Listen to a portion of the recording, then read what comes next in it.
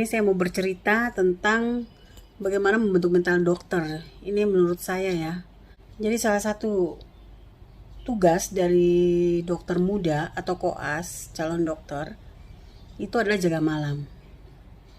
Jadi tidak ada yang jaga malam. Karena dalam satu tim itu bisa beberapa orang. Sehingga kalau tugas jaga malam, ya dia harus datang jaga malam. Kalau dia sakit, maka teman-temannya yang lain harus menggantikan. Itulah kerja sama tim.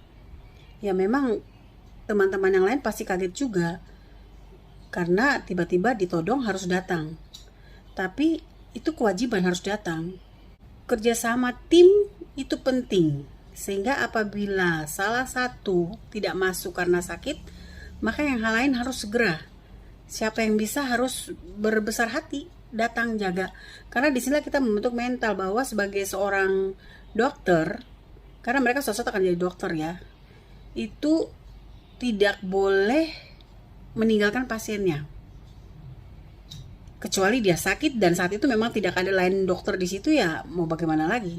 Tapi selama masih ada dokter yang lain dan dokter itu dalam kondisi sehat, maka apabila temannya sakit dia harus datang menggantikan, sehingga tidak mengabaikan pasien. Karena pekerjaan seorang dokter itu kan berhubungan dengan nyawa manusia. Kalau dokter tidak datang melihat pasien, dokter tidak memeriksa, tidak memberikan pengobatan yang baik, nyawa pasien itu bisa melayang.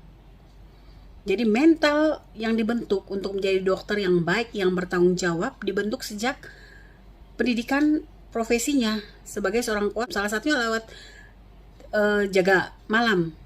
Disitulah dibentuk bagaimana mereka harus bekerja setelah selesai jam kerja, jam 3 sekarang ya, lanjut jaga malam hingga besok pagi, kemudian lanjut kerja lagi sampai jam 3 hari berikutnya. Itu juga membentuk agar fisik kita kuat, baik fisik maupun mental kita, maupun kemampuan kita berpikir itu tetap kuat. Dan bagi kita yang masih muda-muda mestinya mampu untuk memiliki fisik dan mental dan kemampuan berpikir yang baik untuk itu semua. Untuk apa? Mempersiapkan diri di daerah-daerah di mana dokter itu kurang.